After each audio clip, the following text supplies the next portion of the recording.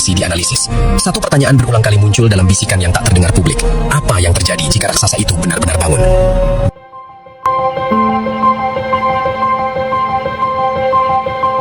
Di balik ruang-ruang rapat tertutup, peta-peta dibentangkan, jalur laut dihitung, cadangan nikel ditandai, dibayangkan selat-selat strategis yang mengatur napas perdagangan dunia berada dalam genggaman penuh. Bayangkan revolusi energi hijau bergantung pada keputusan satu negeri kepulauan. Bayangkan suara moral yang menggema dan menggerakkan jutaan orang melampaui batas benua. Apakah ini sekadar kebetulan sejarah atau awal dari perubahan besar yang menggetarkan tatanan lama? Dunia mungkin tersenyum di depan kamera, tetapi di balik layar, kecemasan itu nyata. Karena bangsa yang memiliki sumber daya, posisi strategis, dan persatuan kuat bukan hanya pemain biasa, ia bisa menjadi penentu arah. Dan pertanyaan yang paling mencekam kini menggantung di udara. Jika Indonesia melangkah lebih jauh dari yang diperkirakan, siapa yang akan kehilangan kendali? Trompet dan alarm bahaya sudah dibunyikan oleh lembaga TNI dan juga saat ini seluruh anak bangsa siap bertempur. Tidak akan pernah membiarkan TNI bertempur sendiri, melainkan rakyat Indonesia juga turut serta. Sebagaimana yang dikabarkan bahwa Amerika Serikat dan Israel bergabung untuk menyerang Indonesia. Dan bahkan Selat Malaka pun akan dijadikan sebagaimana Selat Hormuz bahkan mau diambil alih oleh Amerika. Karena itu saudara, seluruh anak bangsa siap sedia, bahkan sudah tercatat 200 juta penduduk Indonesia siap bertempur bersama TNI. Nah, bagaimana dengan Anda para pemuda Indonesia? Diplomasi dianalisis. Satu pertanyaan berulang kali muncul dalam bisikan yang tak terdengar publik. Apa yang terjadi jika raksasa itu benar-benar bangun?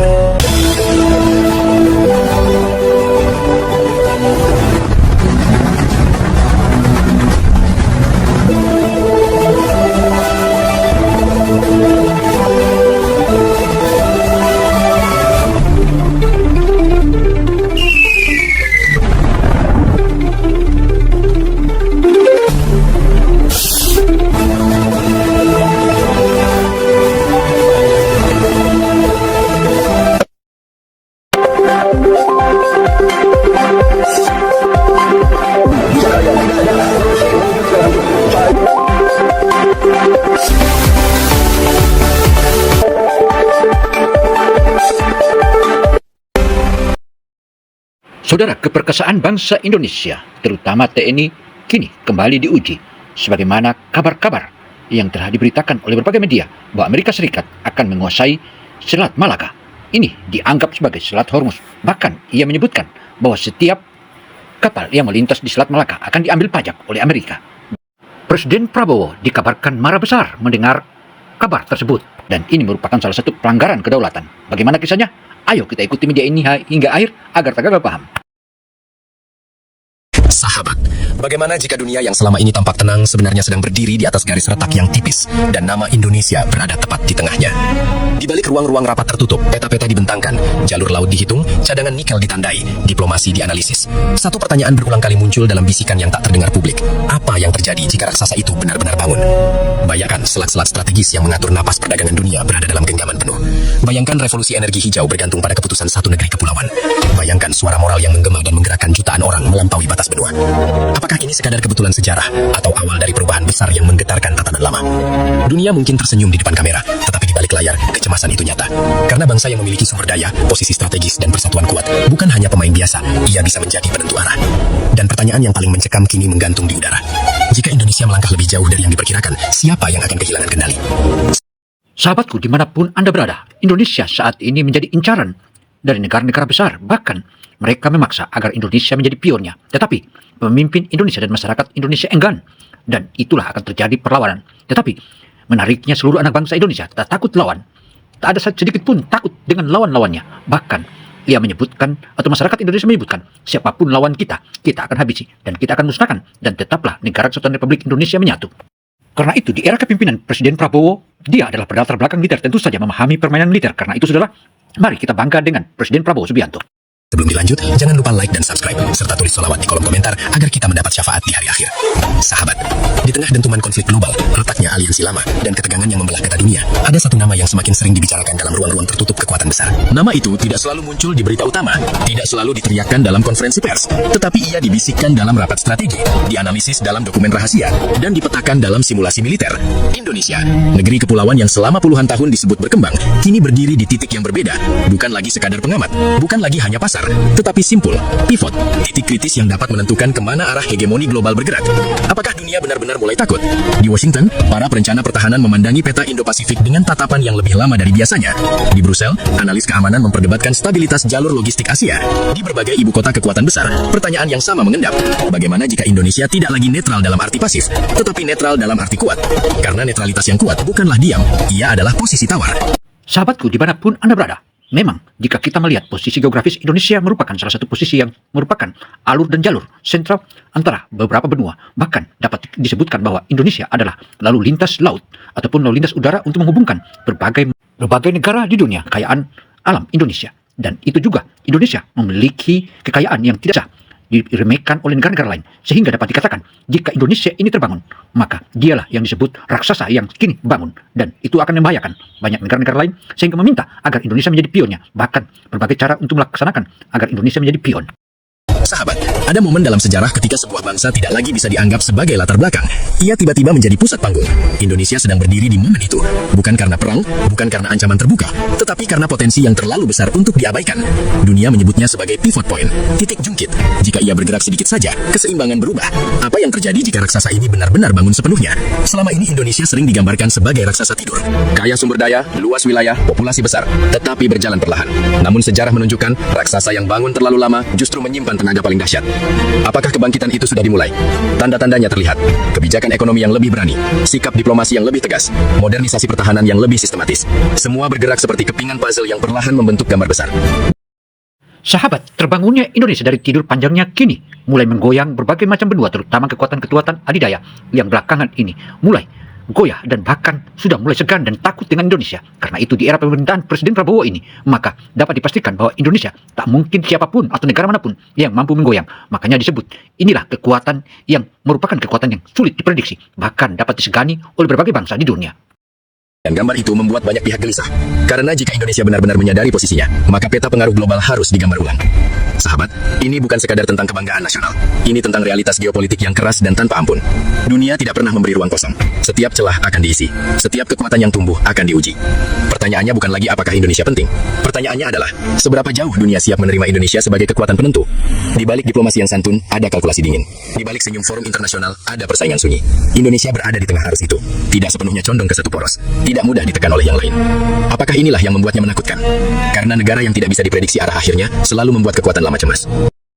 Saudara, kecemasan berbagai bangsa, terutama negara-negara besar yang selama ini mengandalkan kekuatan militer dan politik adu dombanya, kini sudah tak mampan di Indonesia. Bahkan Indonesia kian menyatu, kian pula pembangunannya maju. Bahkan hasil-hasil kekayaan alamnya itu sudah mampu dikelola oleh negerinya sendiri. Bahkan pemimpin-pemimpin Indonesia yang saat ini dinakodai oleh Presiden Prabowo tentu saja makin solid, dan ini yang menakutkan. Bahkan disebutkan seluruh bangsa di dunia di era pemerintahan Prabowo ini, Indonesia makin kokoh dan kuat.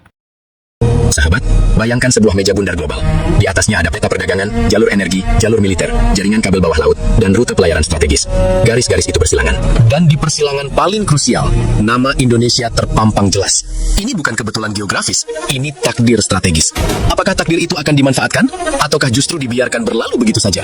Ketika dunia berbicara tentang Indo-Pasifik sebagai masa depan ekonomi dan militer abad ke-21, satu kawasan tidak pernah terlewat.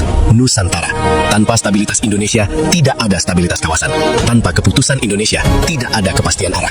Dan dunia tahu itu. Sahabat, lihatlah peta lebih dekat. Selat Malaka membentang seperti nadi yang berdenyut tanpa henti. Ribuan kapal melintas setiap tahun, membawa minyak dari Timur Tengah, barang manufaktur dari Asia Timur, komoditas dari berbagai benua. Setiap kapal yang bergerak adalah aliran darah ekonomi global. Di selatan, Selat Sunda dan Selat Lombok menjadi jalur alternatif yang sama vitalnya. Jika satu jalur terganggu, jalur lain menjadi penopang. Dan ketiganya berada dalam lingkar kedaulatan Indonesia. Apakah dunia siap menghadapi kemungkinan bahwa akses ini tidak lagi dianggap sekadar rutinitas? Lebih dari sepertiga perdagangan dunia melewati perairan ini. Bayangkan jika arus itu melambat. Bayangkan jika inspeksi diperketat. Bayangkan jika ketegasan kedaulatan diterapkan tanpa kompromi. Harga minyak bisa melonjak. Rantai pasok bisa tersendat. Bursa saham bisa bergetar. Sahabatku yang budiman, dimanapun Anda berada, Indonesia eksistensinya makin dihargai dan makin disegani. Karena hampir dapat dikatakan bahwa hasil-hasil bumi dan hasil alam Indonesia sudah mampu dikelola oleh anak-anak bangsa atau putra-putra bangsa. Dan ini yang paling ditakuti oleh negara-negara Barat dan Eropa. Hal ini bukannya tanpa alasan, karena kemajuan Indonesia bukan lagi kemajuan biasa, tetapi kini sudah mampu menandingi berbagai bangsa-bangsa besar di dunia. Di era kepemimpinan Prabowo betul-betul memberikan kemandirian kepada putra-putra bangsa. Apakah ini ancaman? Tidak. Ini fakta posisi. Sahabat, posisi geografis Indonesia bukan hanya soal peta. Ia adalah leverage. Ia adalah kartu yang selama ini mungkin belum dimainkan sepenuhnya. Kekuatan besar berebut pengaruh di kawasan ini bukan tanpa alasan. Mereka memahami satu hal sederhana. Siapa yang memiliki hubungan strategis paling kuat dengan Indonesia, memiliki peluang mengamankan jalur vital dunia. Tetapi bagaimana jika Indonesia tidak ingin dijadikan alat? Bagaimana jika Indonesia memilih berdiri tegak sebagai jangkar, bukan sebagai perpanjangan tangan? Disinilah ketegangan itu bermula. Setiap latihan militer di kawasan, setiap kerjasama maritim, setiap kunjungan kapal perang asing, selalu dianalisis dengan cermat. Apakah ini sinyal keberpihakan? Apakah ini hanya diplomasi rutin? Ataukah ada pesan tersembunyi? Indonesia menjadi pusat perhatian bukan karena konflik, tetapi karena potensi keputusan. Sahabatku, di mana Anda berada, mungkin Anda sudah dengar atau sudah mendapat kabar tentang adanya lembaga-lembaga yang dimodali oleh pihak asing, dan itu merupakan salah satu langkah blunder yang mereka tahu bahwa permainan LSM yang dimodali asing itu tak diketahui oleh pemerintah kita, oleh rakyat kita. Tetapi Indonesia sudah sangat memahami siapa mereka, dan mereka adalah bagian dari antek-antek asing. Tentu saja dalam waktu singkat itu bisa dihabiskan dan bisa pula diberantas dengan semudah-mudahnya. Demikian papar sejumlah pengamat politik Indonesia. Sahabat, sejarah membuktikan bahwa negara yang menguasai jalur laut menguasai perdagangan, dan negara yang menguasai perdagangan memiliki pengaruh global. Apakah Indonesia menyadari sepenuhnya bahwa ia memegang salah satu kunci paling vital di abad ini? Jika suatu hari keputusan besar diambil, memperketat akses, memperkuat patroli, menegaskan kontrol, dunia tidak akan bisa mengabaikannya. Pertanyaan yang lebih menggetarkan adalah ini: apakah dunia akan mencoba mencegah keputusan itu sebelum terjadi? Karena dalam geopolitik, pencegahan seringkali dilakukan jauh sebelum ancaman nyata muncul. Sahabat, inilah mengapa narasi raksasa tidur terasa semakin relevan. Bukan karena Indonesia agresif, bukan karena Indonesia mencari konflik, tetapi karena potensinya sendiri sudah cukup untuk membuat pihak lain waspada. Setiap kebijakan maritim, setiap pembangunan pelabuhan, setiap modernisasi armada adalah potongan sinyal. Apakah ini persiapan menuju kemandirian penuh, ataukah sekadar penguatan biasa? Dunia membaca setiap langkah dengan kaca pembesar. Di satu sisi, Indonesia ingin stabilitas. Di sisi lain, stabilitas dunia kini ikut bergantung pada Indonesia. Indonesia yang terus mengembangkan sayapnya dari berbagai lini, bahkan teknologi-teknologi, hingga bermain kepada sistem organisasi-organisasi khusus, hingga lahirnya berbagai macam lembaga-lembaga baru sebagaimana Koperasi Merah Putih dan lainnya, dan juga MBG merupakan salah satu langkah-langkah konkret untuk bagaimana menyatukan anak-anak bangsa dan memberikan kekuatan serta kemandirian bagi bangsa Indonesia. Dan Indonesia ke depannya sudah siap mandiri. Kemandirian itu tak bisa lagi ditawar-tawar, karena ke depan Indonesia Emas 2045 mendatang itu merupakan kebanggaan bangsa Indonesia di masa mendatang. Ironi yang menggetarkan. Sahabat, bayangkan sebuah skenario ekstrim. Krisis global memuncak, ketegangan di berbagai titik panas meningkat, jalur energi menjadi sasaran tekanan. Dalam situasi seperti itu, siapa yang memiliki kendali atas simpul-simpul strategis akan memegang peranan menentukan. Nama Indonesia akan muncul dalam setiap perhitungan. Apakah bangsa ini siap memikul beban itu? Karena menjadi pivot bukan hanya soal kebanggaan, ia adalah tanggung jawab besar. Ia berarti setiap keputusan membawa konsekuensi internasional. Dan di balik semua ini, satu pertanyaan terus menggema. Apakah Indonesia akan tetap menjadi raksasa yang tertidur, atau mulai melangkah sebagai penentu arah? Demikianlah paparan opini Gino Television Indonesia. Semoga informasi yang kami sajikan ini bisa bermanfaat bagi kita semua. Dan tentu saja seluruh anak bangsa saat ini siaga. Bukan hanya TNI Polri saja yang siaga satu, melainkan ratusan juta penduduk Indonesia juga siaga untuk membantu TNI bila saja diperlukan. Karena itu saudara, ikuti terus media ini hingga akhir agar tak gagal paham. Saya Gino Samsudin Mirsad, laporkan. Wassalamualaikum warahmatullahi wabarakatuh.